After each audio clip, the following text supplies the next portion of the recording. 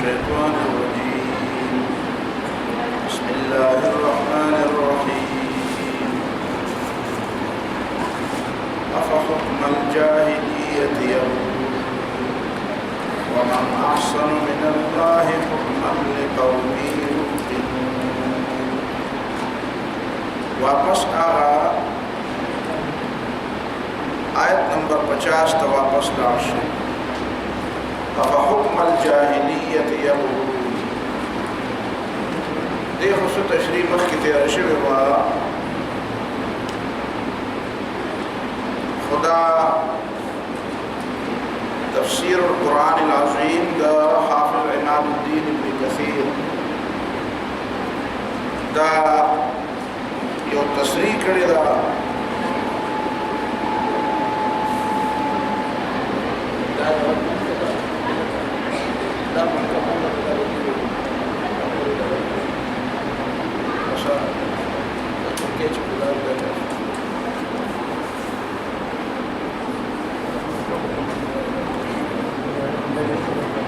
بعض حضرات بیا دې باندې اعتراض کوي چې تاسو د اسلام سیاسي تعبیر کوئ. دا یو مشهور اعتراض دی. د دې په نسبت باندې اسلام صرف د ګډ دین دی، په اجتماعیت کې کار نشته او سیاست او حکومت او اجتماعیت دا پکې نه وي. دا پکې وي نو دا ته د اسلام سیاسي تعبیر دی. مولانا مودودی په دې باندې بدنام کړی دی چې دا صرف دا کار شروع کړی دی، نور چا خو د اوسه پورې دا کار نه دی. دا خبره خو ټیک ده چې منظم طور باندې کار خو مولانا مودودی کړی دی او سید قطب شهید کړی دی او داسې خلکو، لیکن دا چې ته وایې دا خبره اړو مخکې چا کړې نه ده، نو دا خبره غلطه ده. قرآن باندې چې څوک هم پوهېدو هغه دغه خبره کړې. دې ځای کې اوس دا د عربۍ عبارت په سورة المائده کې افحکم الجاهلیة یبغون ومن احسن من الله حکما لقوم یوقنون. که چا سره تفسیر ابن کثیر په اردو کې او اردو ترجمه والا خیانت نه کړي نو هغه ترجمه ټیک لیکلي نو هغه بیا وګوره چې سترګې دې کلاو شي. ينكر تعالى على من خرج عن حكم الله المحكم المشتمل على كل خير الناهي عن كل شر وعدل إلى ما سواه من الآراء والأهواء والاصطلاحات التي وضعها الرجال. جدا الله خبر بريدي او د خلق پر رائے او په خواهشات او خلق ځان له اصطلاحات جوړ کړی دي، باغې پس روان وضعها الرجال چې انسانانو جوړ او بلا مستند من شریعت الله. تبوی چې فقها او هم اصطلاحات جوړ کړي وي بغیر د شریعت د سند نه اصطلاحات جوړ. كما كان اهل الجاهليه يحكمون به من الضلالات والجهالات. څنګه جاهلانو با جاهلیت زمانه والا په فیصله کولې د گمراهۍ او د جهالت په بنیاد باندې مما يضعونها بآرائهم وأهوائهم. د خواهشات په بنیاد او د خپل رائے په بنیاد به یو خبره جوړ کړو او په هغه باندې به د ژوند بنیاد کې خودو. وكما يحكم به التتار. دا غره تاتاریانو زمانہ ونږدې امام ابن تیمیہ رحمه الله رضی حافظ عماد الدین ابن کثیر رحمه الله استاد دی او هغه تاتاریانو خلاف عملا جنگ کړی چې په کومه علاقه کې د تاتاریانو غلبه وه هغې ځان له یو قانون او ضابطه جوړه کړې. هغې ته به یاسق وي. یاسق عربۍ ژبه کې د یاسق لفظ ویلی دی، د هغې په تاتاري ژبه کې به خپل څه نوم و. هغې داسې یو شی جوړ کړی و لکه زمونږ په دې بر صغیر کې چې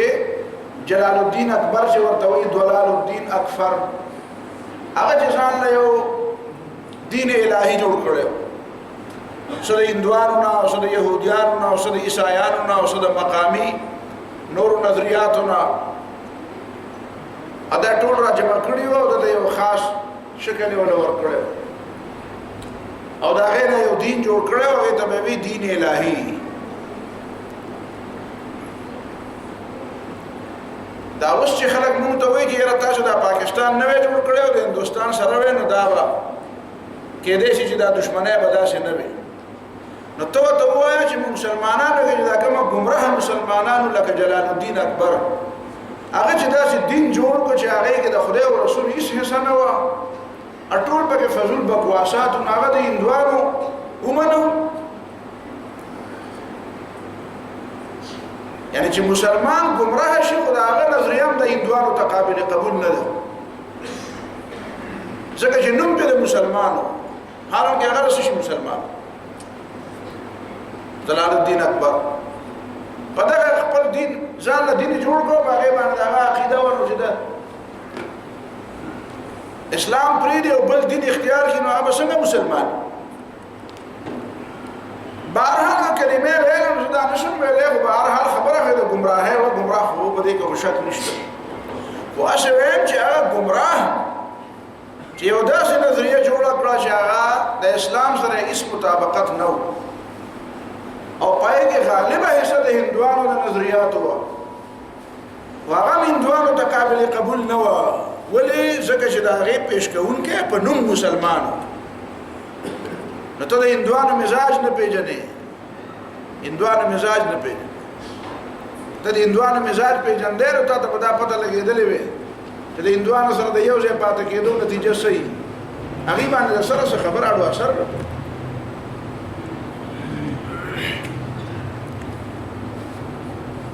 نو داسې دا تاتاریان هغوی هم ځان له یو نظام جوړ کړی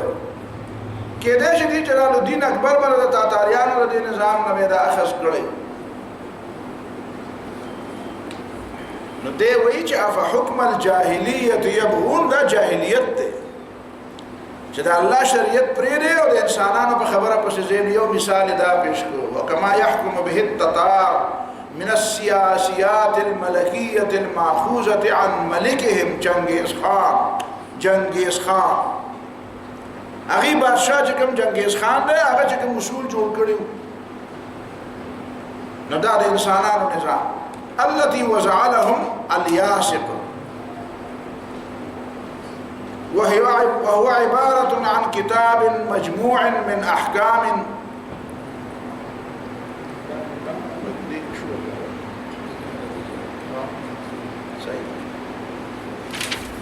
وهو عبارة عن كتاب مجموع من أحكام دا یو کتاب جوړ کړی دی او په هغې کې ځان له څه احکام او څه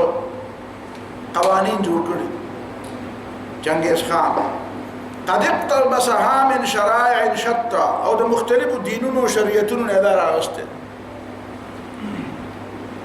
او من اليهودية والنصرانية والملة الإسلامية وغيرها سجد هغه خو کوم ځای کې څه شی خوښ شوی دی او ملغوبه جوړه کړې وفيها كثير من الأحكام أخذها من مجرد نظره وهواه اسی سي د خپل رنګ جوړ کړی خپل خواهشاتونه پکې ډېر جوړ کړی نفسوارت في بنيه شرعا متبعا بیا دا هغه بچوم هغه د یو قانون په ځای باندې بیا هغه په عمل کوي او يقدمونه على الحكم بكتاب الله وسنة رسوله صلى الله عليه وسلم هغه ته د الله او د الله د رسول نه ډېر زیات هم ښکاري هغه باندې عمل کوي او کتاب الله او سنت رسول باندې عمل نه کوي فمن فعل ذلك منهم فهو كافر چې دا شکار څوک کوي چې د الله کتاب او د الله د رسول خبره پرېږدي او د انسانانو په جوړ شوي نظام باندې فیصلې کوي فهو كافر يجب قتاله حتى يرجع الى حكم الله ورسوله هغه پورې به سره جنگ کوي چې څو پورې د الله فیصلې ته واپس شوی نه ته چې وایې چې سیاست او حکومت په اسلام کې نشته دی نو دا څه وایي حافظ ابن کثیر افحکم الجاهلیة یبغون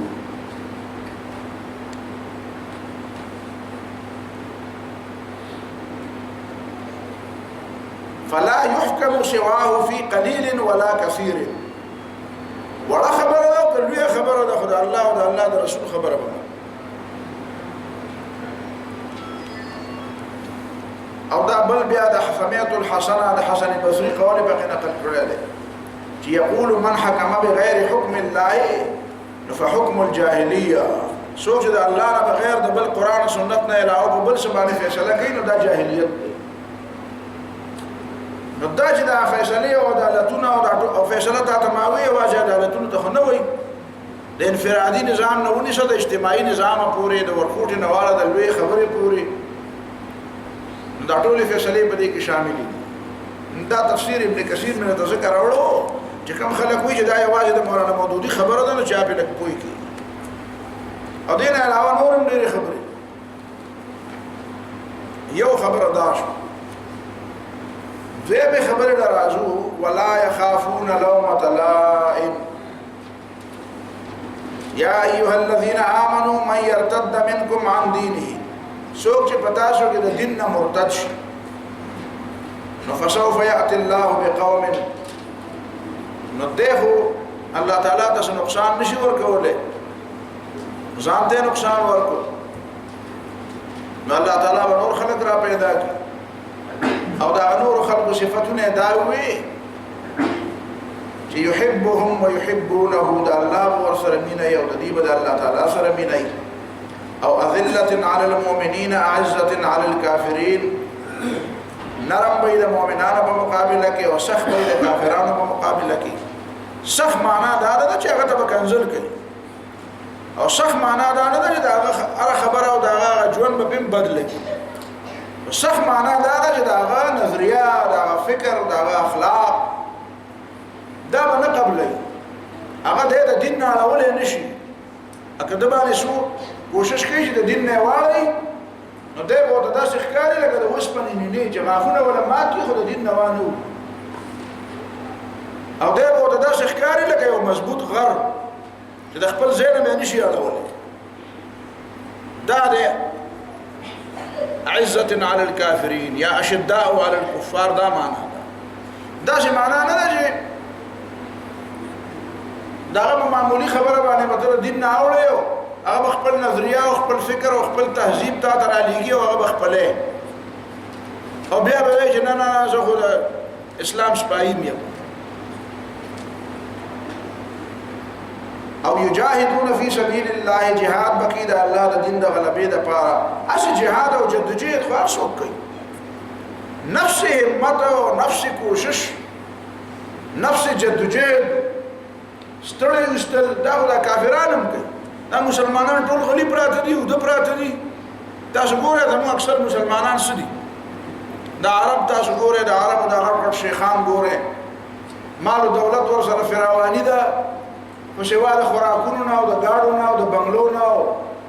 د عیاشۍ نه بغیر بل کار نشته او کافران څه کوي نو یې لګیا دي ملکونه قبضه کوي لګیا دي د مسلمانانو په وسایلو باندې او د مسلمانانو په دماغ باندې قبضه لګوي د مسلمانانو د گمراه کولو لپاره منسوبې کوي نو مهنت خو هغه کوي نفس مهنت خو دا ورته سره فکمال نه دا مسلمان هم کوي کافر هم کوي شیطان لږ مهنت کوي د شیطان همزور یې څوک شته دون عمر چې د چایخ واغه د الله د بعد پرېوځي او همت وبېل او شیطان همت نه بېلي ورځ تر ورځې همت زیاتي ته به شیطان په مثال کې پیش کې او د شیطان نه متاثر کې ډېر همت نه متاثر یا ډېر کار نه یره ډېر زیات پلان کې خلک ډېر زیات کار کوي بالکل ورستړی کېږي نه شپه ورځ لګیایي یره چې د خپل مقصد سره ډېره زیاته مینه ده نو مې د شیطان هم خپل مقصد سره مینه ده شیطان هم نه ستړی کېږي شیطان هم سره نه بېلي دا ورته کمال نشو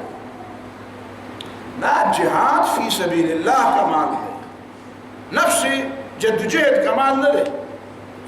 یجاهدون فی سبیل الله الله د دین د غلبې لپاره چې کوم جدوجہد نو دا کمال دی ته وکړېګا دین صدقه دا په مثال کې پیش کا نفس کړهو او نفس مهنت په مثال کې ما پیش کو افرسك ان تكونوا تعلمون فانهم يعلمون كما تعلمون قرآن مؤمنانو ته وایي چې ته دردېږي ولې دی بل نه دردېږي ته وخت نه جوړې نو هغه څه د اوس پر نه نه جوړ ته چې میدان جنگ کې جنگېږي نو هغه هم جنگېږي هغه هم ستړی کېږي خدا بلې خبره ده پاره مې دا دوباره ته دا آیت وی کني مخکې تللی هغه دا چې ولا يخافون لومة لائم د ملامت کوونکو د ملامتیانه باندې یریږي د دې پروا به نه ساتي ځینې خلک د نورو خلکو د یری په بنیاد باندې یو سوچ جوړ کړي یره چې کومه د اسلام دا خبره وکړو دا کافر بسوي او دا عیسایان بسوي او دا يهوديان بسوي او دا نور دنیا براته سوي نو دا پته ولګي د جدي دین نه دی خبر دا هغه په ځای پرې دا چې بسوي ته د خپل دین بنیاد د هغې په یره او د هغې په دشمنۍ مږده چې یره چې هغې به راته څه وایي چې هغې دپاره قابل قبول د اسلام داسې شکل جوړ کړي دا په مسلمانانو کې دا ګمراه ډلې ولې را پیدا شي دا پخوا پکې دا معتزله او جبریه او قدریه او کرامیه او جهمیه دا لا بلا پکې ولې را پیدا شي دا او دا اوسنۍ زمانه کې بګلا مرداران ولې را پیدا شو اثر سید احمد خان وګوره اشد هغه خطبات چې وګوري کنه خطبات سیرت والا مسړو په رسړی اوس ودی چې سړی خو مسلمان سړی او زړه کې د اسلام درد مو او هغه چې انګريزانو د عیسی نبی له صلوات و سلام د سیرت په حواله باندې سبا خبرې کړې وي نو دل ډېر غوسه ورغلی و او بیا وی چې د دې سړي جواب وکوم پرې ده مې نه او ما یو خطبات لوستې دي نو په هغه کې دی حالت انګلند ته تللی دی وی مزدوري وکوم که پیسې را سره خپل مرګورو ته خطونه لیکي و چې پیسې راولېږه دې باندې ډېرې پیسې لګي په کتاب په چاپ کولو بیا وی مزدوري کوم مزدوري او ځان غاڼه کوم خدا کتاب په چاپ کوم او د انګريزانو له جواب ورکوم جذبه خو ډېره مزیداره وه و بل طرف ته چې داسې خبرې به ورته رالي چې د هغې په چل دی نه پوهېدو نو بس معذرت خواهانه او چل ول او دا چې د دې دا مطلب نه دی او د دې خو دا مطلب دی دا لا یخافون لومة لائم یاره مسلمان خو یم مسلمان خو پاتې کېږم خو د مسلمانۍ او داسې مطلب وضاحت کول غواړي چې هغې کې موږ باندې څوک ملامتیا ونه وایي څوک را پورې ونه خاندي څوک راته بد ونه وایي نو دا هغه خپل معیار دی نو ته د هغه په معیار هم ځان برابرې او د خدای په معیار هم ځان برابرې نو دا ممکنه ده د هغه معیار د خواهشاتو په بنیاد دی د هغه په معیار کې دنیا اصل دی د هغه په معیار کې عقل اصل دی د هغه بنیاد په خواهشاتو باندې دی ستا د خبرې بنیاد د الله تعالی په توحید دی د الله تعالی په حاکمیت دی نو دا دواړه خبرې څنګه یو ځای کېږي چې ته به داسې انداز د اسلام اختیار کې چې هغه به تا ته خدای ته به قابل قبولي او هغه ته به قابل قبولي نو دا خو ته بیا نعوذ بالله په پیغمبرانو باندې اعتراض کې چې نعوذ بالله پیغمبرانو داسې شی پیش نه کړي چې هغه د هغه زمانې یهودیانو ته عیسایانو ته مشرکانو ته هم قابل قبول وي او ته د دین داسې ډیشن یادې چې هر چا ته قابل قبولي دا خو د لیوانو خبرې کوي نو دا یوازې اخلاص نه غواړي علم هم غواړي او یوازې علم هم نه غواړي دا هم غواړي دا جرأت هم غواړي چې لا یخافون لومة لائم چې په دې پروا نه ساتي چې خلک به څه وایي خلک چې څه وایي هغه دې وایي ما پورې به خلک خاندي چې راته ووایي چې هلکه اسلام کې لکه دا بل ورته ته ما مثال ووایو چې یاره اسلام به وایي چې تاسو خلک بونډیان کوئ لاسونه دې پرې کوي نو دا ټول خلک به بونډیان ګرځي وای د رسول الله صلی الله علیه وسلم په زمانه کې څونه خلک بونډیان ګرځېدل صحابه کرامو په زمانه کې خلافت راشده په زمانه کې څونه خلک بونډیان ګرځېدل پخوا یو سیاسي لیډر په یو جلسه کې تقریر کوو نو هغه وایي خلکو تاسو اسلام غواړئ خلک غلي شو وی ګورئ که اسلام مو وغوښتو که نه نو ټول به بونډیان وي خلکو بیا وی داسې اسلام خو بیا نه غواړو نو دې مطلب څه د دې مطلب دا تاسو ټول غلې چې کوم ناس وایي ته دا چې تاسو ټول خلای ځکه اسلام دروغ نه خلاص نه پرې کوي چا نه پرې کوي دا غل نه پرې کوي نو چې تا ته سره و چې یاله ته دا غواړې ته بونډې شي وته زه خدا غواړم چې ته بونډې شي زه نه بونډې ځکه ته بغالې ته د بونډې توپ نه یې زه نه یې اسلام روح خلق نه بونډیان کوي کوم ځای کې څونه خلک بونډیان کړي وو مدینه منوره شمارل شي راته خلفای راشدین په ټول زمانه کې د نبی رسول الله زمانه نه والا د سن 40 هجری پورې پرې سلويختو کالو کې راته لس کسان بونډیان وخای پر ټول اسلامي ریاست کې نو دې معنا دا د اسلام روح ته نه وایي غلا او چې ته په غل باندې ستا زړه سوځي دې معنا دا چې ته غلې هر په غل باندې غل سوځي او په روح باندې روح سوځي د روح سره په غل نه سوځي چې په غل نه سوځي او د دې نه یریږي چې خلک په بونډیان کې خدای غل دې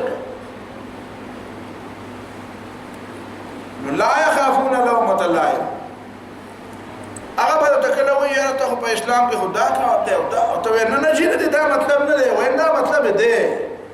کمنه و منا کنه منه ممنه په مخه خبدا دیار د دروازې کلاو دي چې سکیږي هندوکیږي عیسائی کېږي يهودي کېږي خو خپل لیکن خبره نشته اسلام دغه توجه اسلام نه چې چلو کوم چې دا هغه وخت پرې کوم او ته پیش کوم نه د مسلمانانو واجب خو دی یره جی دا سره دا چې چل را له او دا شعر له جایز کړ چې چل را له نه نه تعالی چل درځي هغه به کې زړه په هغه زمانہ کې به زبرګان براله یره جی دا شعر له او دا له اله څنګه نه له نه نه چې ته کې نو کولای شي ته وکړه نو ته به وقفه چې الله پاک یو شی حرام کړی دی او زه ته وایم چې دا حلال دی نو دا په دې حلاليږي ځینې خلک وایي لکه په مصر کې مصر والا خلکو سود حلال کړی دی نو دا د مصر خلکو حرام کړی نو بیا د مصر خلکو حلال کړو کاله حرام کړی وي خو نو کاله لای او حرامي خو خپل خو کله الله پاک حرام کړی نو د مصر خلک سود دی او د سعودي خلک سود دي چې په مکه معظمه کې پیدا یې غیر نشي حلالول دا د دې لپاره وایم چې دا تصور دماغ نه وباسه دا چې ته د اسلام د دعوت خبره کوي نه بیا به دماغ نه دا شی وباسي چې خلک بسوي او په اسلام به شرمېږي نه او په اسلام ځینې خلک شرمېږي دغه مال چې یورپ ته لاړ شي دغه په کمیس پرتو کوم شرمېږي زه دا نه یم چې پین شرټ چې دا څه بالکل کفر ته سره راسي او ګناي کبیره ده وابم د پین شرټ اجمال دا شرم راځي چې زما د پلار نیکه جامه چې کومه ده او زما د قام قبیله او زما د وطن او د علاقې او زما د نسل جامه څه ده کمیس پرتوب او زه صرف په دې وجه باندې د کمیس پرتوب نه انکار وکړم چې یاره چونګې د خلک بسوي ما خو 3 کاله په انګلند کې تیر کړی ما خو یو ورځ پین شرټ نه دی اغوستی او دا ټوپۍ مې نه لري کله ټوپۍ مې لري کړی نو څه کو پر بشه ونه مې لري باندې ټوپۍ باندې دا کته خنخ کارې نو مې ګوره وته تا ته خنه لګي نو مې ګوره د ما ټوپۍ ته په دې وجه نه چې دا فرض وا خو ما خپل ضمیر ملامت کېده چې داخله به وي چې مړه دا وګوره او کله د څه په کې چاولې دم چې الته نه پسره ولودل الته پسره ولودل نه پسره نبي ابو وجه څنګه یې نه رنگ بدل کړ دا رنگ بدلول دا ما ضمیر نه ما باندې یو رنگ دا د بدارن ټیک ته صحیح فرض و سنت او مستحب خپل زیاده عشان نه هم کچا ټوپې لري کړه کافر او ګناګار ته نه ما خو د دې ذهنیت خبره ته کوم په خبره پوهیږي الله د ذهنیت خبره ولا يخافون لومة لائم ما بسنن په ټوپې ملامت کوي سبب مې په جامو ملامت کوي بل ورته وایي یاره دا سره د جامو نه په شي بارته وځي نو دا مطالبه بل کوم د ډومور دی ډومور په پیژنه دا مطالبه ختميږي نه استاګه یو رنگي نو ته خپل هغه بدلانه بدل کو چې هغه ته حرام نه ښکاري او دا حرام نه دا حرام نه دا اوس ترکی ته لاړ شم فرض کو ترکی کې دا ترکی والا ما هغه پین شرټ هغه ما ته بدلول دا څه نه ښکاري کله هغه د لوز مونته کې هغه د غیر ټراوزر دا لوز مونته دا زموږ د ټیپ نه نو فرق هغه مې زمير کې منيشته جدا او هغه دی وګړو فرض کوي او ته یې راځه خو دې سره مې یو دا نه چې ته وایې چې یاره دا خلک به څه وایي وایي به چې دا جاهل راغی ډېر ځله به راته ملګري وایي په دې کې سړی کمعقل ښکاري مې پرېږده چې پکې کمعقل ښکاري وایي په دې کې سړی مزدور ښکاري د عربو کې بعضې ملکونو ته به زه لاړم چېرته نو هلته به دوستانو راته وایي چې داسې مه کوه دا کپړې او فلانکي ځای ته ځو نو خامخا پېنټ ځکه چې هلته به تا هغې ته بیا مزدور ښکاري وایي دا کمیس پرتو کې مزدوران ګرځي ما یاره که مزدورو ته ښکارم چې خبرې مو کړې بیا به پته ولګي پرېږده چې مزدورو ته ښکاري چاته به مزدور ښکاري چاته به لیونی ښکاري نو به د کرکټ په شانې به رنګونه بدلې نو دا رنګونه بدلول چې دي دا هسې عام مسلمانان چې کوي نو خیر دی کوي خو چې ته د اسلام داعي نو کم از کم دا خبره دماغو کې کېنوه د اسلام داعي داسې سپک نه وي د بڼې په شانې دا کارغه وي داسې روان و د یو طرف ته سیلې راغلو د بل طرف ته روان شو سیلې د بل طرف ته هغه یې پړی وی زما دې خوا هم کار زما دې خوا هم کار نو چې هر طرف ته یې کار دی دا سړي زوی دی او دی د نور کارونه کوي خو د اسلام کار دی نه کوي د اسلام کار دی نه کوي دی اسلام کار دی هغه څوک کوي چې هغه مضبوط او پوخ سیرت لري هغه درونوالی لري هغه کې وزن وي د هغه فکر د هغه عقیده د هغه کردار دا باخره د دې یو وزن وي داسې بې وزنه خلک د خدای د دین کار نه کوي هغه د نور کارونه شروع کړي نور کارونه لږ دي هسې دواګانې د کې ګوټونو کې د کښېني خو خلکو ته د دواګانې کوي خو دا چې ته شرمېږي په اسلام شرمېږي په ګیره شرمېږي په کمیس پرتوک شرمېږي په بام شرمېږي په امامتۍ شرمېږي دا ځینې زه ښه پېژنم زه یې ښه پېژنم زه یې پلار نیکه هم پېژنم چې آیت ولا ښه صحیح ورځي لکه دا آیت زه وایم افحکم الجاهلیت یبغون نو دی چې آیت وایي نو اول خو آیت وایي نه او چې وایي نو داسې ګډوډې وایي لکه دنیا ته دا ښکاره کوي چې لکه زه ګوره داسې ملا نه یم آیت سم نشم ویلی دا په دا ولې دا که د افحکم الجاهلیت یبغون که دا آیت زه داسې درسته طریقې سره ووایم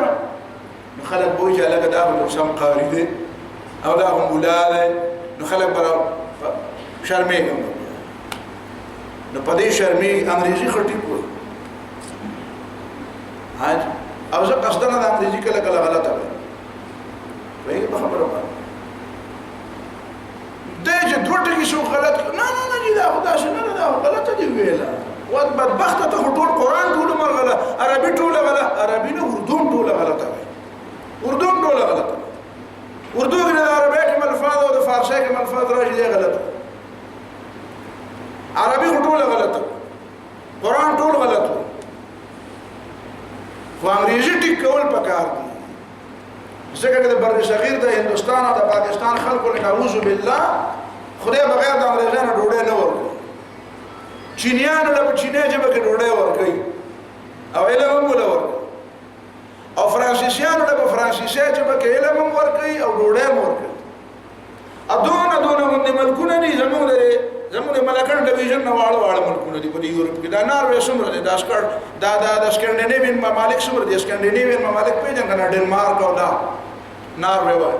دا دونه ملکونه دي او دا یې خپله ژبه هم ده په خپله ژبه کې ساینس هم دی په خپله ژبه کې علوم هم دي نو هغې له خو انګریزۍ کې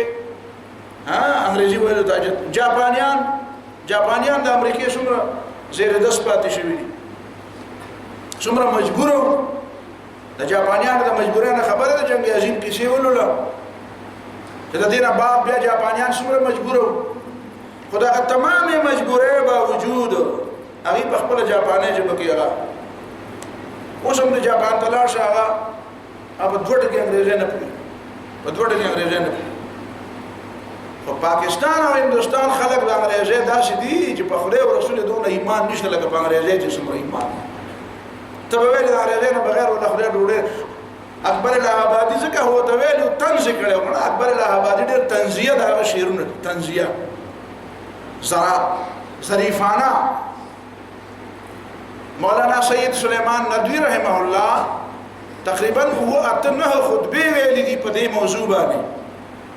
اکبر کا ظریفانہ کلام جلال الدین اکبر دا ظریفانہ کلام نو هغه باندې هغه ډېر اوږده تقریرونه کړي دي نو په هغې کې هغه وایي یہ بات کھری ہے نہ کھوٹی عربی میں نظم ملت انگلش میں صرف روٹی یہ بات کھری ہے نہ کھوٹی عربی میں نظم ملت انگلش میں صرف روٹی وای دې غریبانانو دا عقیده ده چې که انګریزي وای نو ډوډۍ به خوري که انګریزي نه وای ډوډۍ به نه خوري نو جاپانیان خو د انګریزي نه بغیر ډوډۍ خوري چینیان خو د انګریزي نه بغیر ډوډۍ خوري نو تا ته خدای په کوم ځای کې دا شرط لګولی ته به د انګریزي نه بغیر ډوډۍ ونه خورې زه د انګریزي د ژبې مخالف نه یم خو د انګریزي تهذیب مخالف یم د انګریزي نه د مرعوبیت مخالف یم چې ته د مرعوب یې تا په دماغو کې داسې ناسته ده لکه ته به وایې د دې نه بغیر به ژوند نه تېرېږي او د چا د انګریزي نه ورځي دا جاهل وي نو دا ستا د جهالت مخالف یم شرمېږي په دې باندې په قرآن ویلو شرمېږي نو الله يخافون لومة لائم دا مطلب دی اوس په پوه شوې دا به ډېره زیاته ده په اسلام به شرمېږي نه په قرآن به شرمېږي نه لطیفه بله ته په منځ کې ویم خیر دی بعضې ملګري دې خفه کېږي نه ډېره موده مخکې د تالاش نه راتلم نو زه پردي ګاډي کې داسې نه ده چې سړی پېژنم نه د هغه طالب علمیانو زمانې نه مې دا مزاج دی بس کې زه خو سوزکي پورې نښلم دا پروا نه ساتم په ټرک پورې نښلم په دې اړو خبر په دې اړو شرمېږم چې خپل ګاډی نه نو په سوزکي پورې نښلم خو چې د بل سړي ګاډی او ما ته پتې دا د پرایویټ ګاډی دی د هغه سره نه کېږي ځکه چې هغه کې بیا نشه غونته کېږي او هغه نشه خو زه بیا منم نه نو یو ملګري په زور ورسره کېنولم ویې نه نه خیر درسره کېنولم ته یې ملګري پورې چې راتلي نو هغه ما نه تپوس کوي ته څه کار کوې ما وایي زه خو مدرس یم په دې احیا العلوم کې درس کوم ښه ویل دې مولیانو د لاسه دا ټول هر څه ورانجي او ویل مونږ نه یو دوه خطا کړي دي یو د چا ومنو نو خفه کېږي به نه خیر دی نو ګیره خرولې وه نو ما ورته ویل چې کوم مولوي صاحب ګیره خرولې ده د هغه یو نوم راته ووایه دا تا ته چې ګیره خرولې ده نو دا راته کوم مولوي صاحب ویلي په دې کې د کومو علماو اختلاف ما یې سهار مونځ دې کړی دی مطلب یو ما ورته دوه پتو زه سره مخکې شل کې راسم دا ډرېک ما ورته سهار مونځ دې کړی دی ما چې آیا بای وکړه مې نه دی دی کړی پته ولګېده مې کوم مولوي صاحب راته ویل چې مونځ به نه کوي بیا مې دا راته ووایه حج ته تللی ګاډی خو راسره شته هغه زمانه کې د MCP ګاډي نه و دا دغه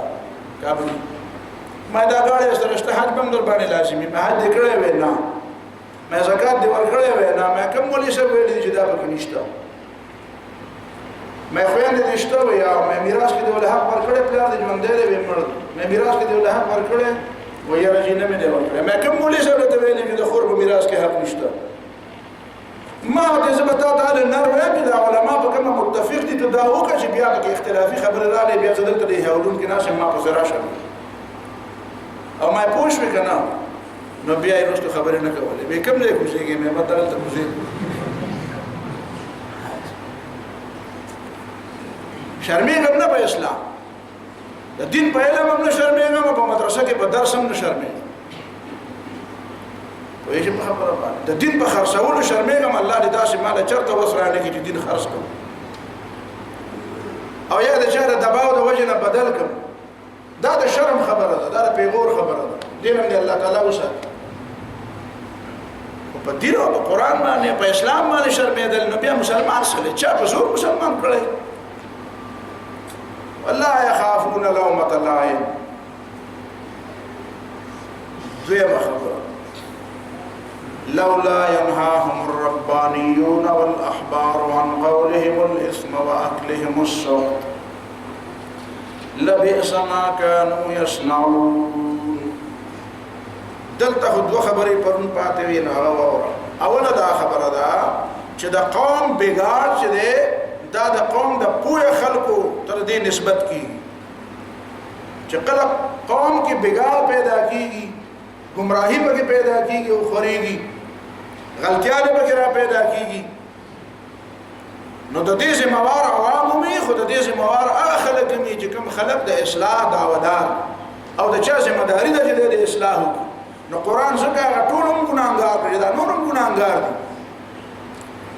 خو کم از کم چې د عوام ګناه کوي نو د علما یې ولې نه منې کوي لولا ينهاهم الربانیون دا دویمه نقطه ذهن کې کېنوه چې دا نه چې خلک غرق دي خو تاسو کار کوي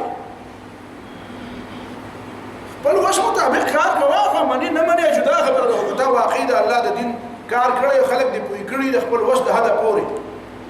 نو بیا به ته د خدای باندې ذمہوار نه نو بیا خلک پويګو کار پويګو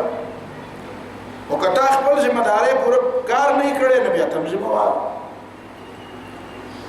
او دغه خبره ده کې دا چې علماء لیکلي تفسیر ابن جرير وی کان العلماء یقولون وی په خاصه معنی کې به علماء دا خبره کوله چې ما فی القرآن آیه اشد توبیخا للعلماء من هذه الآية ولا أخوف من عليهم منها فطول قرآن مجید کې د علماء د پاره ډېر سخت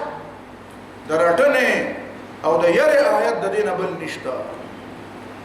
تاسو ولې خپل ذمہ داری نه پوره کوئ لولا ينهاهم الربانيون والاحبار دا چې په دې خوشالي کې چې ما د غټ علامه وي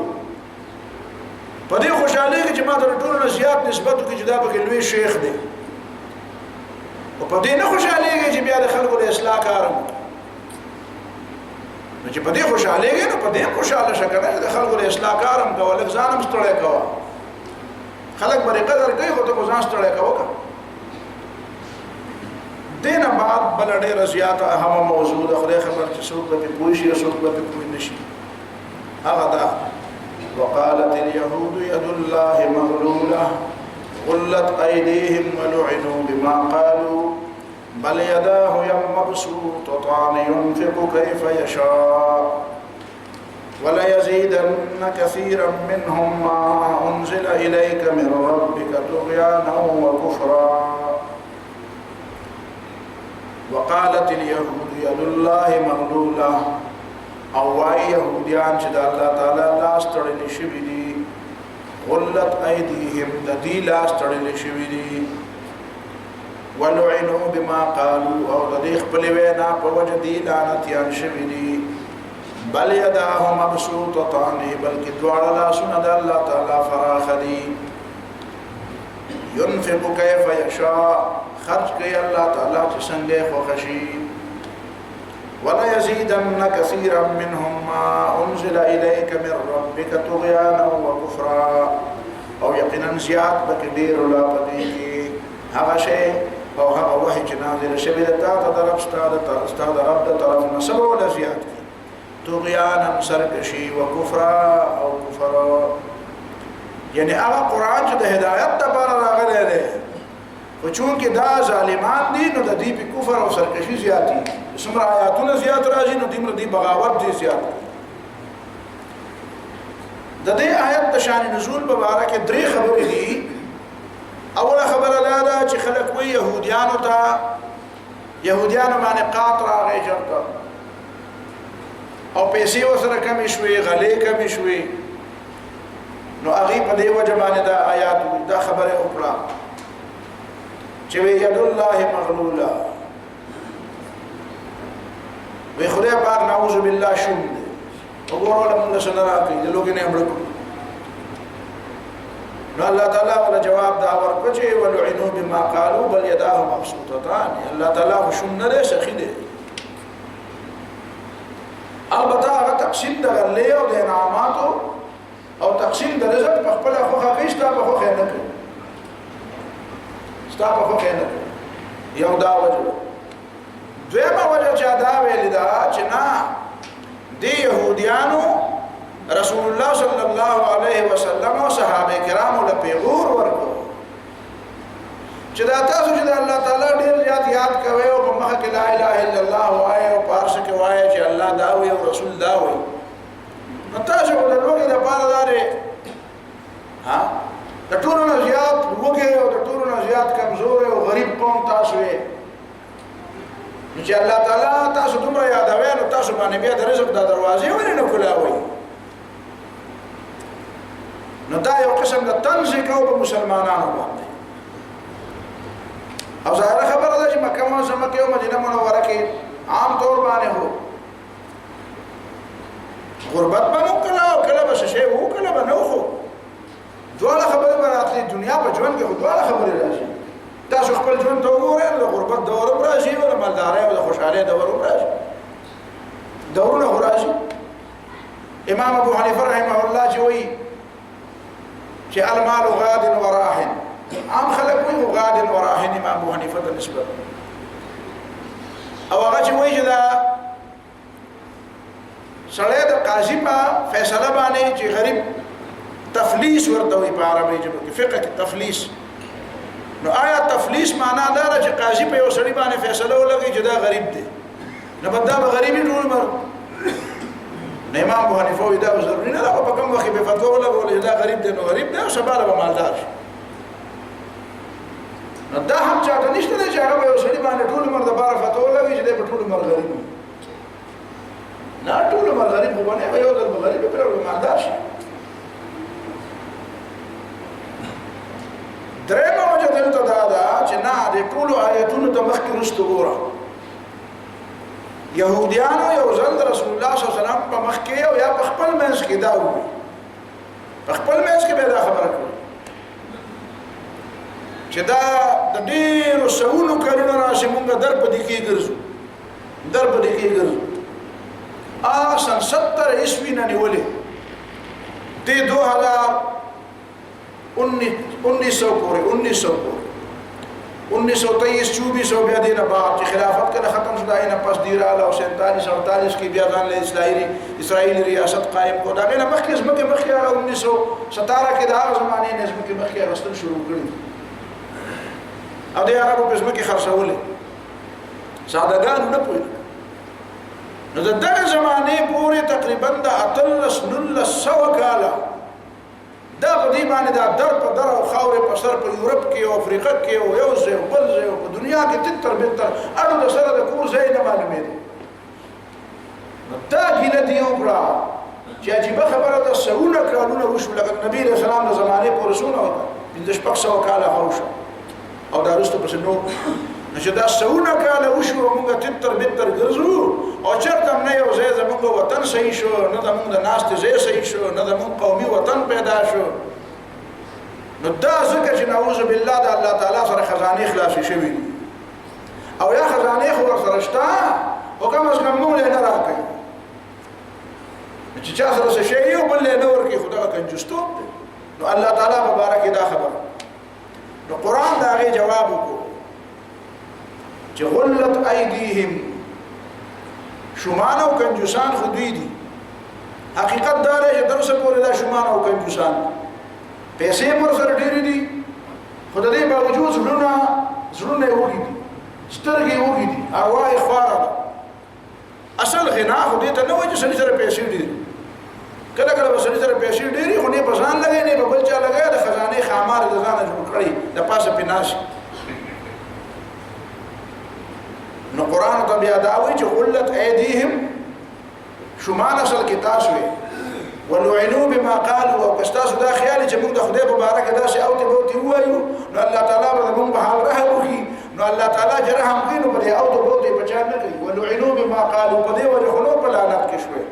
چې تاسو د الله تعالی په باره کې داسې خبرې کوي چې دا کولو نه دي پاتې شو دا چې الله تعالی نو بل يداه مبسوطتان الله تعالی سخي دې شو نه دي او ينفق كيف يشاء خرج کوي چې څنګه د الله تعالی خوښي دا هغه بنیادی د آیت مطلب څه زما په نس د درېمه توجیه ټیک ده دا مخکې توجیهات به او اصل توجیه دا ښکاری چې د خپل ټول تاریخ په حواله باندې سرګردان او پریشان او چې یو زمانہ و چې الله تعالی په موږ باندې فضل او انعام کړی او پیغمبران او حکومتونه وجعلکم ملوکا واعطاکم ما لم يؤت احدا من العالمین مزیوی داود علیہ السلام زمانہ دی سليمان علیہ السلام زمانہ دا غینه مخکې یوسف علیہ السلام زمانہ بیا چرته هغه دور را نه نو دې معنا دا چې د الله تعالی طرف نه موږ باندې د خیر سره اراده بیا نشته نو دا ته دی وایي چې جستو وایي دا خدای پاک نعوذ بالله نو دا الفاظ او الله تعالی ولدا جواب ور لیکن دلته خطرناک خبره ذهن کې دا راځي چې خلک عجیب تعویلونه کوي دا الله تعالی صفات مبارکه ذکر دلته قران وایي چې اغي وی ید الله مغلوله دا الله لاس تړلې شوی دی او الله تعالی وی یداه مبسوطتان دوار الله سے پراخ دی او کلاو دی نو دا الله تعالی لاس د دې مطلب څه دی دا ډیره زیاته خطرناکه موضوع ده او ځکه چې پرون راشي په دې پریشان مو نو صاحب مې 2 رکعات نفل خالصه د دې د پاره چې دې کې صحیح راهنمایي ملا نو دې راهنمایي خو الله تعالی کوي دا څه کوي چې وته په خپل ځین کې سره راځي او هغه نو خصوصي دعا مې دې د پاره بهرحال توفیق ملاو دې یا نه ملاو هغه الله پاک ته پته خو چې کوم خبره باندې زه پوه شوم ما واستانه تقدم دا د صفات د الله تعالی مبارک بعض صفات خدا سي دي کنه چې هغه کې اوس مثلا لکه مونږ بداو وایو چې اول نه موږ صفات د الله تعالی درې قسمه ځینې صفات د الله تعالی داسې دي چې هغه کې اوس اشکال نشته لکه مثلا الله تعالی خالق دی نو خلق معنا دا چې الله تعالی یو منسوبه لري الله تعالی د نشته کول کوي او الله تعالی پیدا کول کوي مادي شیزونه ټول الله تعالی پیدا کړی دي او روحاني شیزونه ټول پیدا کړی نو الله تعالی خالق دی الله تعالی مالک دی دغه څه اشکال نشته مالک معنا دا چې ما او تا مالکان نه یو ما او تا د خپل وجود مالکان هم نه یو ابل ور متا ته وي چې زه دې مالک نه ما چې یو سره د لوګي نمبر او زه ته هم زواله د ما باندې مټ باندې او چې ولګه وغوخته اخرى چې مړ نشي د لوګي نه ځکه دا زمان نه دی دا ما سره امانت دی امانت دا مالک حاکم دی الله تعالی په دې ټول کائناتو کې د الله تعالی حکم چلیږي دا هغه صفات دي چې د دې په مطلب ته پوي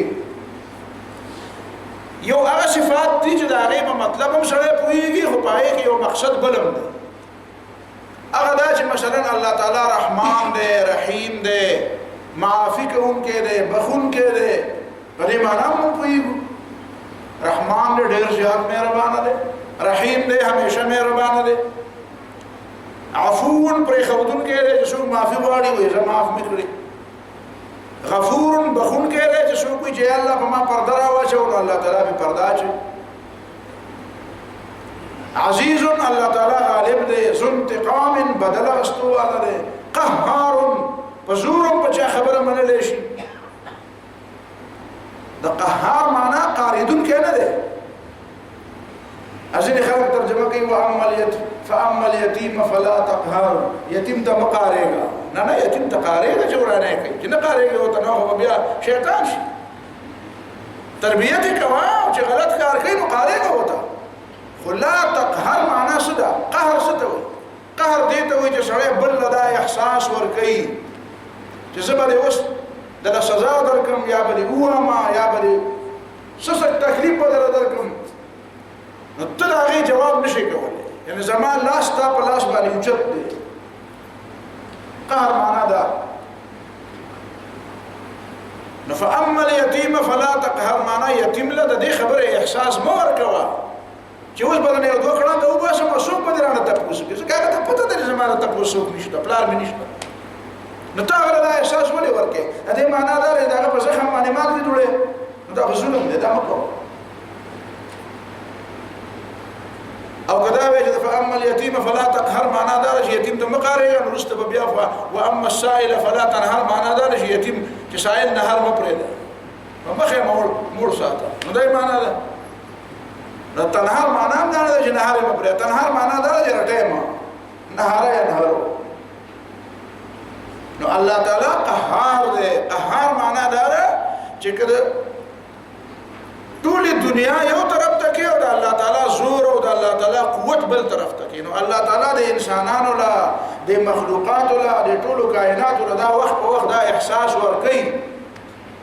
چې ګوره زما زور په تاسو باندې د پاسه دی دا چې زلزلہ راولي دا چې طوفان راولي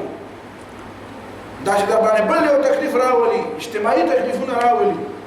نو دې څه مطلب دی دې مطلب هم دا دا چې خلک وایي د نمرود په سر کې ماشه وردن نه کو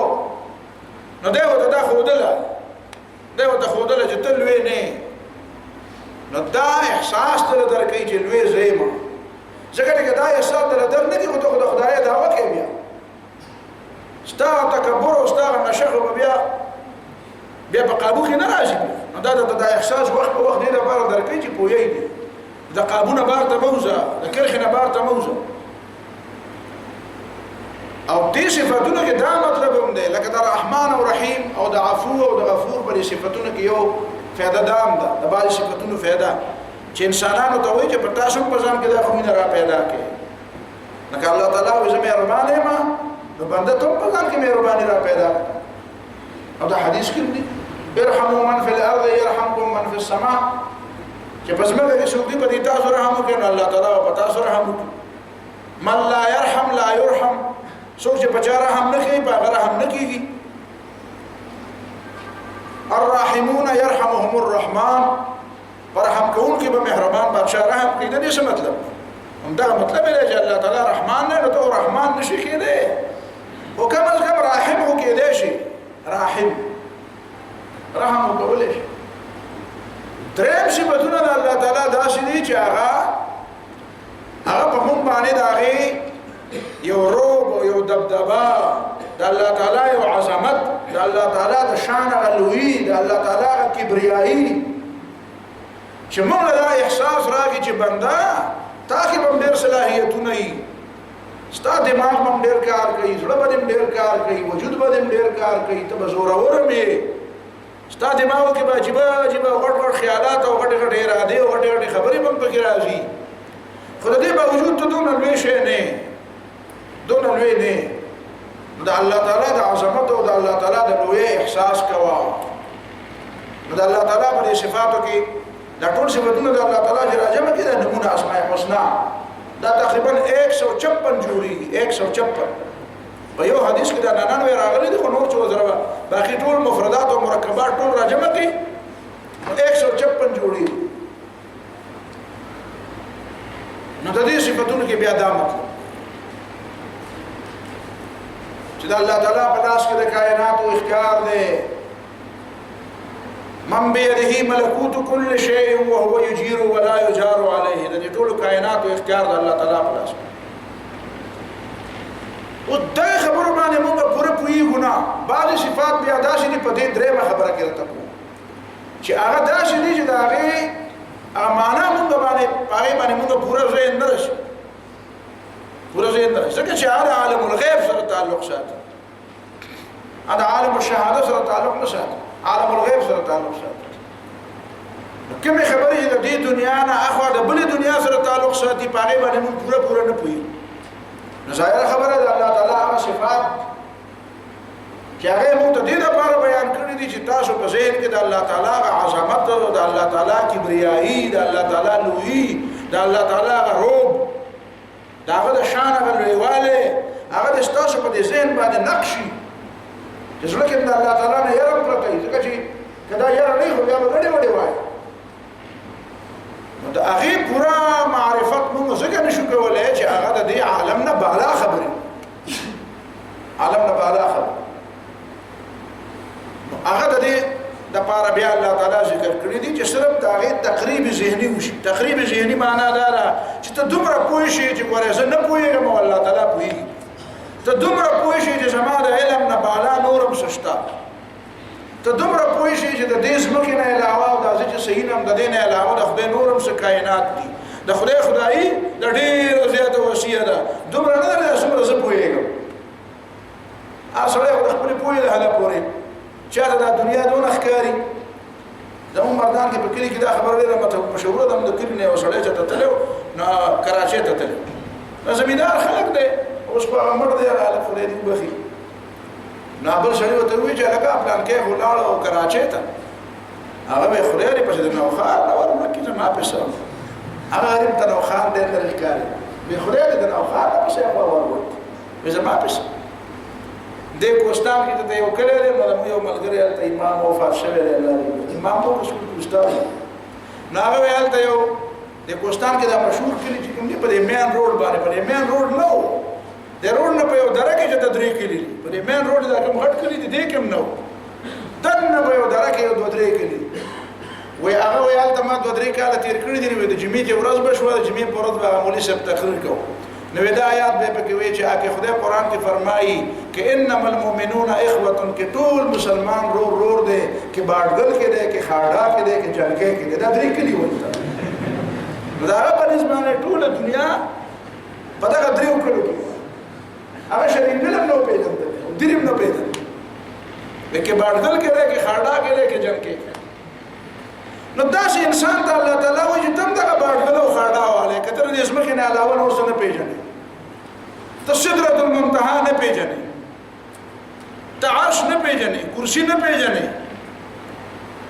نو د دې معنا دا ده چې تم دغه باډګل او خاړه واله ستاسو دغه غریب دغه شي نو ستاسو له وسیله خو دغه په شان ستاسو هم دې باندې ځان پوي کړي د الله تعالی کائنات د الله تعالی خدایي د الله تعالی ربوبیت د الله تعالی عظمت او لوی دا د انسان په علم او په بس او په دماغ کې نه راځي دا په دماغ کې راوړل چې رب ډېر لوی رب دی ډېر لوی کائنات رب دی ډېر لوی اختیارات دي ډېر لوی قوت دی ډېر لوی خدایي ده او زما لپاره طریقه شوا ده دینه چې دا رب تصر چټ کوم او سره د بسمه کېدم او دا ویم چې رب ته چې بسره ځاخېږي دا ټیک دی ته چې سوي دا ټیک او ما د سوا د بندګۍ او د اطاعت نه او د وفا نه بله لار نشته دا هغه خبرې دي چې دا په صفاتو باندې الله تعالی زما استادان کې دي بیا د صفاتو په اړه کې تقریبا 4-5 آرا د اهل سنت والجماعت دي او 3 آرا د اهل بدعت دي بدعتي ډلې هغه مجسمه او هغه مشبهه او معطله دا بیا د دې د بدعت بعض وخت کفر ته راشي خو بهر حال بدعت مفسقه او مکفره عام کې ټول په شامل اغید الله تعالی د صفات کله دا مطلب بیان نه چې د الله تعالی کوم صفت دی نو چې څنګه زما استاد دی زما لکه الله تعالی په عرش باندې دی نو څنګه دی وای لکه څنګه چې په کرسي ناش و د الله تعالی لاس دی نو څنګه لاس دی وای لکه څنګه لاس نه دا مشبهه دي دا مجسمه دي الله تعالی له جسم ثابتوي نو دا چې تاسو څنګه دي دا موږ تاسو چې اجسام دي الله تعالی خو دا جسم نه دی جسم خو نه دی جسم خو دې ته وایي چې هغه ابعاد ته محتاج جسم هو مرکبي دا د جسم تعالی دی چې مفردي بسيطي او مرکب دې ته وایي چې هغه اجزاء ته محتاج نو زه چې ځان ته وایم زه نو زه د ټول اجزاء ته محتاج یم کنه ما چې کوم اجزاء دي د وجود اعضاء دي ارګنز چې کوم دي ته محتاج یم بعض خلک داسې دي چې هغه مجسم هغه د الله تعالی هم داسې بعض وایي معطله چې نه یو صفت هم نشته ځکه د صفاتونو نه وای دا مسلې جوړیږي وای دا یو نشته بعض مؤوله دي هغه مؤوله چې کوم دي نو هغه اهل سنت والجماعت کې هم موجود دي او باقي کې موجود دي باقي کې دا چې تعویلونه دي چې هغه تعویلونه نه الله مني او نه رسول مني او مؤولینو کې اهل سنت والجماعت هم دي چې هغه دا چې تعویل کوي لکه د یو تعویل کوي په قدرت باندې نو دا مفسرین وکړي دي علما وکړي دي هغه څه بدعتيان خو نو او اهل سنت والجماعت دوی امامانو هغه هم د یاد معنا قدرت کړی دا نو اهل سنت والجماعت چې کوم دي هغه کې اولنې ډله مؤوله دي چې هغه وایي چې تعویل زکه کوو چې تعویل نه بغیر خو به مونږ پوهیږو لکه ولا استوى على العرش معنا وای دا کوم چې الله تعالی حکومت کائناتو کې بادشاہي ده رسول په تخت ناشي دا غي مطلب څه دی فلان کې په تخت کې ناش مطلب یې صحیح مطلب دا چې دا حکومت شو نو استوى على العرش معنا دا الله تعالی حکومت ده الله تعالی خدای ده الله تعالی بادشاہي ده یو معنا دویمه ډله هغه ده چې هغه وایي چې بس په ظاهر باندې زه او نور بغیر سره تعبیرونه مکوي خمدا شوای لکه دلته چې دی وقالت اليهود يد الله مغلوله بل يداه مبسوطتان ده الله تعالی دواړه لاسونه فراخ دي او کته څنګه فراخ دي چې خبرې مکه او نو بیا فانه پوهه مخکې ځه دا اکثریت دا شو وینا په یو خبره کې هم تعبیر نه کې بعضی وایي چې نه په بعضی خبرو کې به تعبیر کې او بعضی کې باندې کې په بعضی باندې پوهیږي نو تعبیر کوي تعبیر پکې سمې خوري او بعضې کې د سره تعبیل سمی نه خوري نو هلته غلی پاتې کېږه. بله ډله پکې داسې ده چې هغه وایي چې دا ټول الله تعالی ته پرېږده، ټول الله تعالی ته پرېږده. استوا علی العرش، الله تعالی په عرش مستوي دی. څه مطلب یې دی؟ نو وایي د استوا نه خبرې ما استوا علی العرش باندې مې عقیده ده، او عقیده خو به ځکه ساتي چې قرآن کې الله تعالی ویلي نو عقیده به نه ساتي. استوا معلومه، لکه د امام مالک نه او د بعضې نورو علماو نه دا نقل کړي چې وایي الاستواء معلوم. دا خبره خو په قرآن کې ده چې استوا ده معلوم. زما په نزد دا معنا ده، رستو زه ولا راځم چې استوا څنګه معلوم. هو الکیف مجهول، څنګه مستوي دی په عرش باندې نو دې نه نه خبره. اول ایمان به واجب، استوا علی العرش په دې لفظ باندې معنا او په دې آیت باندې ایمان خو واجب دی چې الله تعالی وایي استوا علی العرش نو ته نه معنی به لازمه ایمان هغه به راوړي. هو السؤال بدعة، او کته ما دا ته پوښ کې چې تاسو ما په پوي کې چې څنګه مستوي دي نو زم دا ته بدعتي شو. ولی ځکه صحابه د نبی رسول الله دا ته پوښ نو کړي چې څنګه مستوي دي، خو هغه هم دا ځانې منل هم دا شي منل. صحیح خبره دا ښکاری چې دا درېمه خبره چې ته ما په اخر کې وکړه تفویض الله.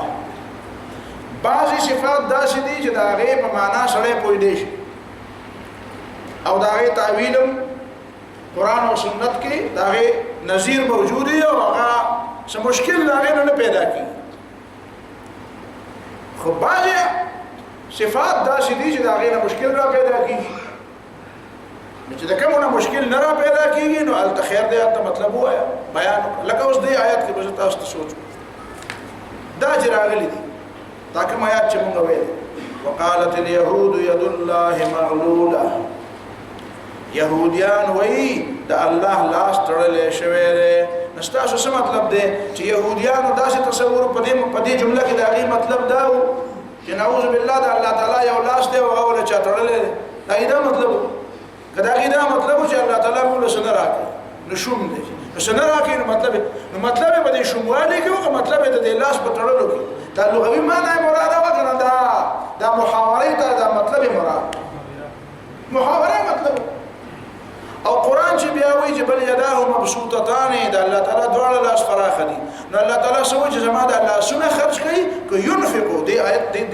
دې جملې ته سوچ کوه. الله پاک څه وایي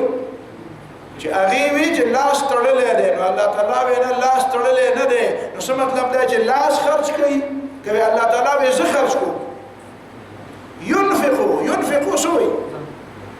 الله خرج کوي لاس نه یادوي. پته ولګېده چې دلته کې اصل خبره ده د محاورې ده چې هغې وي او قرآن هم ورته وایي غلت ایدیهم د دې لاس نو د یهودي لاس تړلی شوی او تا د یهودي لاسونه به څه وګوره تړلي. قرآن وایي که نه غلت ایدیهم نه لا د دې تړلي شوي دي نو د هغې لاس بیا تړلي شوي و داسې عملا نه. نو پته ولګېده چې دا هغوی کوم اعتراض کړی و نو د دې اعتراض کې د هغې مطلب د دې لاس نه و، مطلب یې د دې محاورې نه و چې نعوذ بالله الله تعالی شوم دی او الله تعالی ورته وایي چې نه زه شوم نه یم تا زه شومان دی. غلت ایدیهم دي شومان ځکه د هغې لاس هم تړلی شوی نه. او الله تعالی وایي چې خرج کوي نو زما لاس ته نسبت د خرج ونه کړو بلکې نسبت د خرج چا ته و خپل ځان ته و چې بل یداه مبسوطتان ينفقو. خرج څوک کوي؟ الله پاک خرج کوي کیف یشاء چې څنګه یې خوښه شي. او لعنو بما قالوا دی په خپل وینا په وجه لعنتیان شوي دي ځکه دوی د الله تعالی ته غلط نسبت وکړو. الله تعالی سخي دی او ده ورته د شوم نسبت.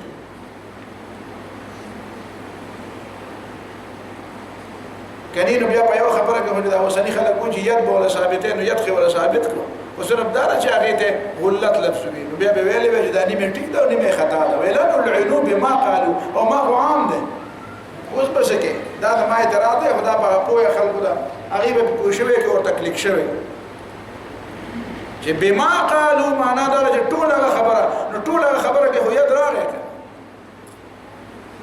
اگر چې رستو ته دا ویلی شي چې یداه مبسوطتان خو قرآن په خپله وویل که نه خبره پوهیږي کنه یادا مبسوطتان بیا قرآن په خپل هو اعتراض جواب وشو کنه ته ماشي کویولې چې مناظره کې ودا ټول خبره راځي بي نو دلته دا تعویض شته یا لکه مثلا قرآن مجید کې ته ګورې چې موږ د وجه ترجمه کوو ذات الله تعالی ذات الله تعالی دی وینا ذات ترجمه نه کې بس وجه د الله تعالی وجه ده نو زما وجه مختوي نو دا الله تعالی وجه نه مراد کې صرف مخ مراد کې نو ته بل دې آیت څه معنا کې چې کل شیء هالک الا وجهه انت وسنه معنا کولای شو چې دا كل شيء هالك هر شيء تبع کېدو الا وجهه معنا سره سوا د ذات الله تعالی نه سوا د مخ د الله تعالی مخ ترجمه وکړي مخ ترجمه کیږي سوا د ذات الله تعالی نو ګوره بعض ځای کې به بغیر د تعویل نه کار نه کیږي نو ته تعویل کول غواړي كل شيء هالك الا وجهه نو آیاتونه ډیر زیات یا دارنګ انی ذاهب الى ربي سيهدين انی ذاهب الى ربي ابراهيم عليه الصلاه والسلام انی ذاهب الى ربي زخبل رب روانه ما چرته لا عرش ته اسمان ته وخدو نه انی ذاهب الى ربي چرته لا او چې الله تعالی او تکم دې کې ویل چې الله ځنه الله تعالی هجرت او شام ته لا الى ربي معنا صدا الى حيث امرني ربي اغزه بزم چې کوم ځای کې را طرف حکم کړي نو تعویل وکړي کنه وکړي او کته تعویل له کوم صاحب الى ربي معنا د خپل رب روانه ما نو بیا د بدن تاسو کوم چې بیا لار چرته چې لار شام ته نو بیا بسنګ معنا کې دا آیاتونه ومن يخرج من بيته مهاجرا إلى الله ومن يخرج من بيته مهاجرا إلى الله ثم يدركه الموت فقد وقع أجره على الله سوق چې خپل کور وته هجرت وکړه الله تعالی ته نو هجرت وکړه الله تعالی ته سمانا چې اسمانونو نه ورلل هجرت به کوم ځای ته کې د افغانستان خلکو هجرت کوم ځای ته کوم اسمان ته که پاکستان ته د هندوستان خلکو هجرت کوم خو او د شام خلکو هجرت کوم خو که ترکی ته نو خلکو هجرت پر اسمه کوي نو مهاجرا الى الله سمانا یعنی هجرت وکړو الى الله وطن پرې خو دو او رب طرف ته روان شو نه رب رضا یې واغسته وطن پرې خو دا تعبیر وکړي کنه وکړي رب رضا یې واغسته وطن پرې خو او اشه قرآن مجید کې بشمیر آیاتونه دا راغلي دي کې خو انکار نشته چې د علو نسبت به الله تعالی ته کې الله تعالی ته بدل لویوالي د اوچتوالي نسبت کې هغه حدیث په کې خلک پیش کوي چې یو سړی دی او دا یو وینځه ده بيزي ساتي نه یو بيزه ته چې شرمخ یا لیوانه میوانه خړلې ده نو دې لګېدل دي نو هغه یو سپېړه ور کړی ده نو بیا خپه شوی دی چې دا خو غلط کار وکړ دا خو ماشومه ده جنې و دا جنې به ده لیو سره څه مقابله کړې وي نو دې کې د دې غلطي نه خپه شو صحابي دی خپه شو چې خپه شو چې دا ما راغی رسول الله صلی الله علیه وسلم یا رسول الله ما دا څه کار وکړو اوس څه کفاره ادا کړم د ګناه تلافي څنګه وکړو ګناه مې غلطي خو مې وکړه اول نو پکا نو دې ګناه تلافي نبی علیہ الصلوۃ والسلام ته دا ماشوم مال راوله راي واستوله رسول الله صلی الله علیه وسلم ته تاسو کو ورته وی اين الله تعالی کوم ځای دی ما ودا شو دا الفاظ په خله ویل نه دي خدا شي مدا الله تعالی ته د علو نسبت به وته من انا وزسوکم وانت رسول الله الله تعالی رسول ويعتقها فانها مؤمنه ودا ذلك دا مؤمنه بده دي دا سپېړې په بدل کې ودی دا آزاد دا مسلمان نو دا بر اشاره مطلب دا دی چې الله تعالی ته د علو نسبت کې د لیوالي نسبت ورته کې اوس قران مجید دا ویل دي الیه یصعد الکلم الطیب الله تعالی ته پاک خبرې خيږي قران دا ویل دي چې ثم استوى على العرش الله تعالی په عرش مستوي دی مستوي ګوره د مستوي ترجمه څه ده دا یو بل جمله په دې ځان کوي دا ډیره اهمه خبره ده هغه دا چې دا موږ سره چې کوم الفاظ دي د عربی ژبې یا د بلې ژبې دا ژبې چې موږ وایو دا ژبې د انسانانو ژبې دي او د دې ژبونو مطلب د انسانانو حرکتونه د انسانانو اعمال د انسانانو کارونه د هغې معاملات د دې لپاره د الفاظ جوړ شوي دا الفاظ دا موږ او تاسو وایو دا د هغې خبرو لپاره نه دي جوړ چې کوم زموږ د سترګو نه پناه اوس ګوره تاسو ته مثال دی قرآن وایي چې بل احیاء ولكن لا تشعرون ولا تقولوا لمن يقتل في سبيل الله اموات چې کوم خلک د الله د رضا لپاره ووجل شي شهیدان شي غازیان او شهیدان دین د غلبې لپاره شهیدان کیږي نو دې ته مړي مه وایي ولې ځکه چې بل احیاء د ژوند دي ولكن لا تشعرون فتاسو نه پوهیږي اوس ته به وایې چې یاره زه په ژوند پوهېږم ولې ته په ژوند نه پوهېږې یا لکه تاسو په ژوند پوهېږئ که نه مړی او ژوندی جدا جدا پېژنئ که نه پېژنئ نو قرآن راته ولې وایي چې ولکن لا تشعرون ته مړی او ژوندی نه پېژنې وایي نه ته خو مړی او ژوندی پېژنم خو دلته په دې دنیا کې پېژنم چې دلته ما ته مخې ته پروت یم مړی نو هغه پېژنم چې دا مړ دی او دا ژوندی اوس دا چې دا مړی چې دا مړ دی په ظاهر زه پوهېږم چې دغې ژوند نشته او دا چې په دې قبر کې ښخ کړم او دی هلته بیا څنګه ژوندی نو په دغه ژوند اوس ته پوهېږي وایي نه پوهېږي ولې ځکه چې حیات خو هغه دی حیات خو دا هم دی چې دا ته اوس دلته ژوند دی حیات همغه دی چې په دې برزخ کې دی او شهید په کوم ژوند باندې ژوندی دی هغه هم حیات دی احیاء ژوندي دي نو چې ته حی پېژنې نو دلته یې پېژنې نو هلته یې پېژنې نو پته ولګېده چې د دې دنیا دپاره چې کوم الفاظ استعمالیږي هغه الفاظ به د هغې دنیا او د هغې عالم دپاره ځکه استعمالیږي چې خو زما او ستا سره خبرې کوي که ما او تا پوهېږي که نو ما او تا چې پوهېږو په دغه ژبه به پوهېږو چې کومه ژبه موږ په دې دنیا کې استعمالوو په بله ژبه کې خو راته خبرې نه کوي نو ځکه یې راته وایي چې ګورې د دې دنیا لفظ به زه د هغې دنیا دپاره او د هغې عالم دپاره استعمالوم خو د دې معنا به ته دا نه دی چې په دې دنیا کې چې کومه لفظ دی او کومه معنا ده نو دا معنا به یې جوړه هلته وي نه هلته به فرق ډېر دی حضرت عبدالله بن عباس رضی الله تعالی عنه قول نقل شوی دی په دې تفسیرونو وایي د دنیا او د جنت په منځ کې صرف الفاظ مشترک دي نور شیونه جدا جدا دنیا کې چې زړه چې پی دي نو په ایمان یې وایي دا پی دي دا چې کله د صابون نه جوړی او کله د شیمپو نه جوړی دا پی مراد دي شوده په خدای یقین کې زه کله نه مې دا لیدلي زه پی او چې نن بادام چې ما ته پته نه یو یقین سره راته نه چې دا د میخې او د غواشه زه سوال نه پیدا زه ولې دغه شکمه دا شیمپو شکمه روغې کلې ونی سره چې ونی نو دا هم پی دي اړو د سره د دنیا دا پېښوده او د غوا نه دې راوبوشي نو د جنت هغه پی به داسې لکه ستا د غوا پی د جنت هغه شراب به داسې لکه داسې دا متیازي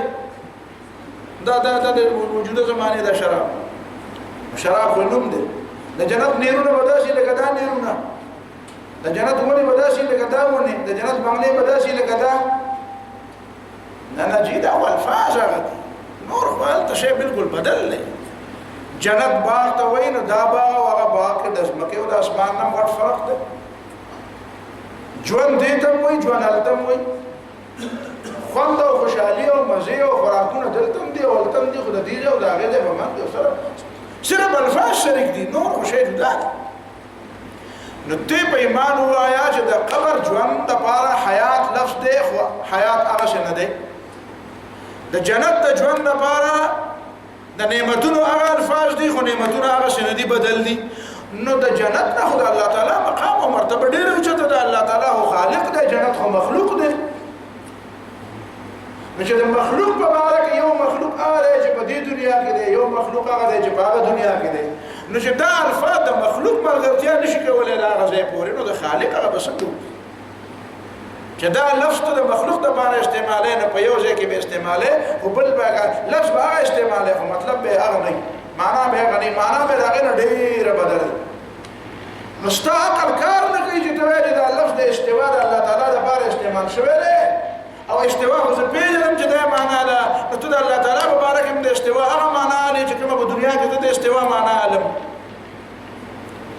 نو دا خو ستا عقل کار نه کوي.